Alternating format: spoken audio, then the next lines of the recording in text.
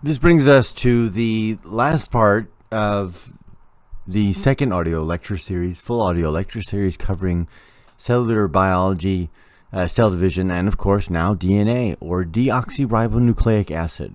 DNA is an interesting molecule. It's very large, particularly if you look at nuclear DNA and genomes of nuclear DNA for the most part.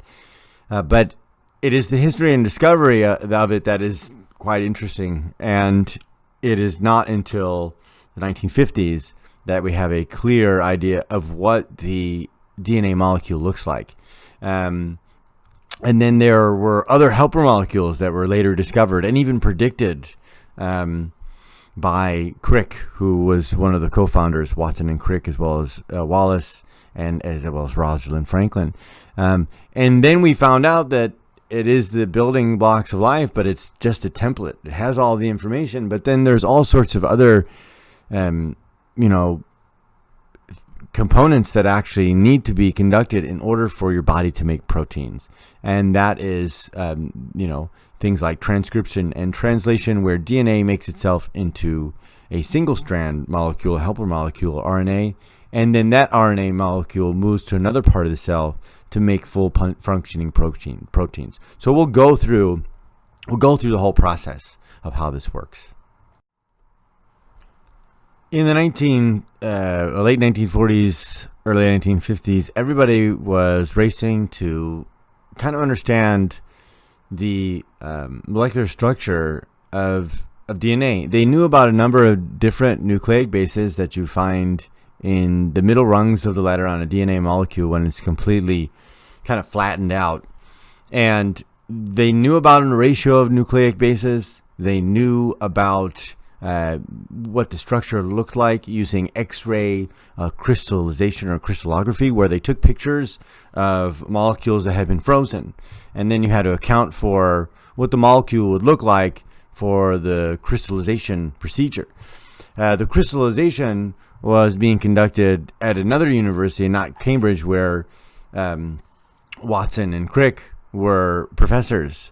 They walked in on one of Rosalind Franklin's presentations at King's College, and they saw the images of the X-ray crystallization. Matter of fact, Rosalind Franklin, she had in her notes that it was some type of maybe helix structure, 2, 3, some type of a matrix.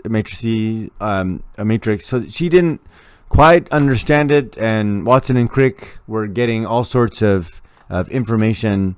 James Washington and Francis Crick getting information from other researchers, and then they created a molecule model of the DNA structure, and it failed. It looked miserable at first. Once they accounted for the crystallization, they made this model that you see on the right. Very famous model, and then they had it. They published in Nature in 1953, and thus beginning the birth of molecular biology. What is the structure of DNA, or deoxyribonucleic acid? Well, it is a double-stranded molecule. It is heavily coiled, tightly bound together by all sorts of enzymes. But if you were to unravel it completely, flatten it out, it would look like this. It would look like a ladder structure. And the ribose stands for a sugar, and you have a phosphate. And so on the outside, you have what are known as sugar and phosphate bonds, and each one of those sugar and phosphates individually has what's known as a nucleic base. And if you have a ribose, a phosphate, and a nucleic base, then you have a nucleotide, that whole unit. And on the rungs of your ladder, you have the nucleic bases. And each one of them is bound by a specific nucleic base rule. We have some DNA in our mitochondria, but most of it is nuclear DNA inside the nucleus. And nuclear DNA, as well as mitochondrial DNA, they are just responsible for making proteins. They house the information, but then there's all sorts of other helper molecules that allow this to occur. And here we have the nucleic-based rule. So in each nucleotide, you have a sugar, ribose, right? Sugar or ribose, and a phosphate. And then you have one of the nucleic bases. You either have a pyrimidine or purine. Now, you don't need to know those terms. What I want you to know is how they line up. A purine always bonds with the pyrimidine. So you have here, at least in DNA, cytosine always binds with guanine, and thymine always binds with adenine. This is just a base pair rule you should know. It's something that always happens unless there's a mistake in copying or an error or some type of genetic mutation. So when you sequence DNA, oftentimes you only need to sequence one side because you already know the base pair rule. You can replicate the other side just by matching the pyrimidines to the purines and vice versa. DNA replication is actually quite complex. It's not that the bonds between the hydrogen bonds between adenine, thymine, guanine, and cytosine are just broken, and then it's replicated on both sides. I think it does that for one side of the strand, and then it goes through a loop on one side where it's copied in sections and stitched back together. You're not going to need to know exactly how DNA replication works. What I'm going to give you are a number of different videos that you can actually watch. How it occurs, I'm more concerned with some of the other components that are more responsible for protein synthesis. And herein lies the genetic code. So when you refer, or somebody refers to the genetic code, this is kind of what they're talking about. They're talking about the codons that that are associated with specific amino acids. And so DNA has all the information that will code for the proteins, but it's stuck inside the nucleus. Inside the nuclear membrane, the molecule is too large. So it actually cannot leave the holes in the nuclear membrane to kind of communicate with and interact with other helper molecules in your cells. So it has to create a helper molecule, and that helper molecule is made of these codons that are in triplets, 3, that will code for a particular amino acid. And you stitch those amino acids together, and it makes a full functioning protein. And all of life is guided by proteins, your hair, your skin cells, so on and so forth. So you'll notice here that you have a number of different amino acids. Most of them your body can make, but there are 8 essential amino acids that you have to get from your diet. So if you don't get enough from your diet, then you can't actually really make the proteins that you need to actually keep to be functioning properly. You also notice there's 1 start codon, methionine. There are 3 stop codons. Probably smart to have only 1 accelerator to know where each one of the genes start, the start codon, and when the genes end. That's the stop codon. You can look at one up here in the upper right hand corner known as UGG. That's tryptophan. That's popularly discussed as being in turkey, and that's what makes you tired and lethargic after Thanksgiving. And it's kind of true. I think that we know that amino acid may cause this, but the issue at hand is that it's kind of thrown on the fault of the turkey in this way. When you look at the amount of tryptophan in, say, potatoes, it's like astronomically greater, a few times greater than even turkey. And so why you feel lethargic after maybe Thanksgiving is because you just ate a lot of food. Ribonucleic acid, or RNA, these are the helper molecules that that exist outside of the nucleus, as well as one inside the nucleus that's created from DNA so that it can actually perform the functions of making the protein that's called for from your genes.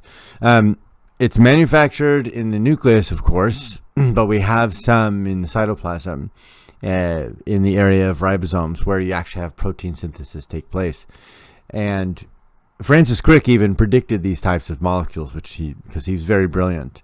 one of the founders of the DNA structure molecule. But the key components of RNA is that it's one-stranded, right? Single-stranded ribonucleic acid, right? Deoxy, 2, that's DNA.